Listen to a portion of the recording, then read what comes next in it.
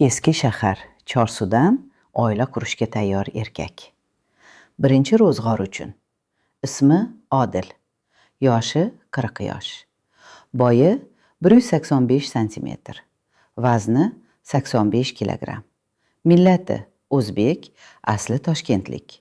Yashash joyi Chorsu. Oilaviy holati qonuniy va shar'iy ajrashgan. Kasbi tadbirkor. Kelishgan ozoda. Og'ir bosiq, jiddiy va mas'uliyatli inson. Oila qadriyatlarini biladi, oilaparvar. Moddiy tomondan o'ziga to'q, ish joyi tayin. Romantik, lekin yolg'onni yomon ko'radi. Niyati chiroyli va mustahkam oila qurish. Kelinga talablar. Yoshi taqdir. Niyati jiddiy bo'lishi kerak. Allohdan qo'rqadigan, iymonli va insofli bo'lishi muhim.